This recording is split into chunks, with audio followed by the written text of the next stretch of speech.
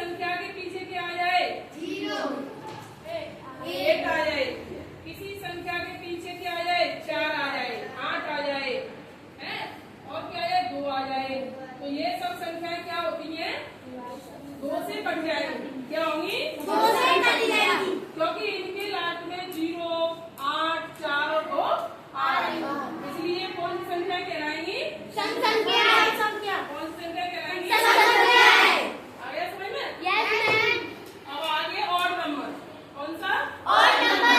इनको कहते हैं विषम संख्याएं। कौन सी संख्याएं? विषम संख्याएं। वे प्राकृतिक संख्याएं जो 2 से विभाजित नहीं होती है, यानी 2 से नहीं कटती है, विषम संख्याएं कहलाती है। जैसे बोलो 1 2 5 7। 2 नहीं आएगा इसमें। 2 तो 2 से ही कट जाएगा, तो 2 तो एक सम संख्या होगी, इवन नंबर होगा। और इन्हें कहते हैं इंग्लिश में ऑड नंबर। क्या कहते हैं? Odd number.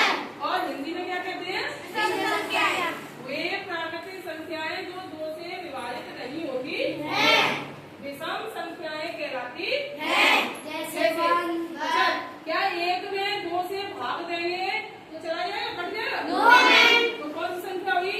1 कौन सी संख्या हुई है? विषम संख्या संख्या हुई? सम संख्या। यदि हम 3 में 2 से डिवाइड करेंगे, भाग देंगे, तो पूरा पूरा चला जाएगा? No ma'am. शेष बचेगा यस मैम। है रिमेन, यानी रिमाइंडर बचेगा क्या? 1। तो ये कौन सी संख्या हुई? विषम संख्या।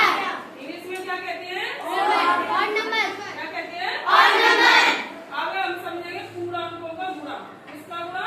पूर्णांकों का गुणा। और पूर्णांक किसे कहते हैं? ये हम पिछली क्लास में सीख चुके हैं, ठीक है? अब इसमें देखिए 2 धनात्मक संख्याओं का गुणनफल धनात्मक ही होता है। बोलो 2 धनात्मक संख्याओं का गुणनफल धनात्मक होता है। जैसे +3 और +4।